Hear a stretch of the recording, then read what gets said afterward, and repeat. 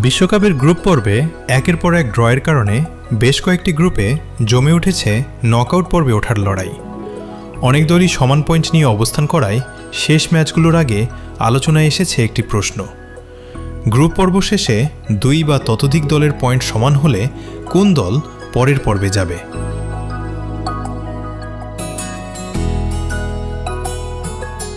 এ বিষয়ে বিস্তারিত ব্যাখ্যা দিয়েছে বিশ্ব ফুটবলের নিয়ন্ত্রক সংস্থা ফিফা। নতুন নিয়ম অনুযায়ী সমান পয়েন্ট পাওয়া দলগুলোর অবস্থান নির্ধারণে এবার সবচেয়ে বেশি গুরুত্ব দেয়া হবে মুখোমুখি ম্যাচের ফলাফলের উপর।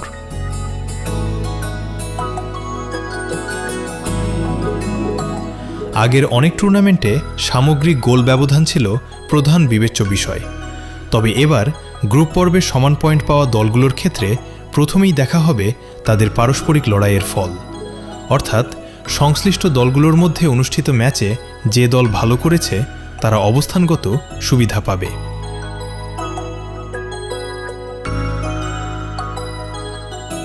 ফিফা বলছে, যদি মুখোমুখি ম্যাচ ড্র হয় কিংবা সংশ্লিষ্ট দলগুলোর মধ্যে কোনো পার্থক্য তৈরি না হয়, তখন বিবেচনায় আসবে সামগ্রিক গোল ব্যবধান।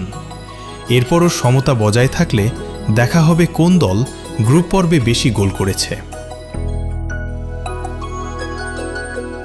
গোল ব্যবধান ও গোল সংখ্যাতেও যদি কোনো পার্থক্য না থাকে, তখন ফিফা বিবেচনা করবে ফেয়ার প্লে রেকর্ড, অর্থাৎ কম হলুদ ও লাল কার্ড পাওয়া দল এগিয়ে থাকবে।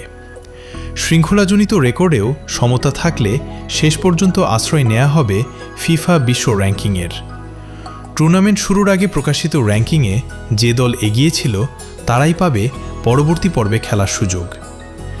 এবারের বিশ্বকাপে অংশ নিচ্ছে 48টি দল। দলগুলোকে ভাগ করা হয়েছে 12টি গ্রুপে। প্রতিটি গ্রুপ থেকে চ্যাম্পিয়ন ও রানার্স আপ সরাসরি নকআউট পর্বে উঠবে। তাদের সঙ্গে যোগ দেবে 8টি সেরা তৃতীয় স্থানধারী দল।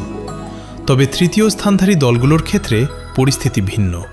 তারা ভিন্ন ভিন্ন গ্রুপে খেলায় নিজেদের মধ্যে কোনো মুখোমুখি ম্যাচ থাকে না, ফলে এক্ষেত্রে হেড টু হেড ফলাফল বিবেচনার সুযোগ নেই।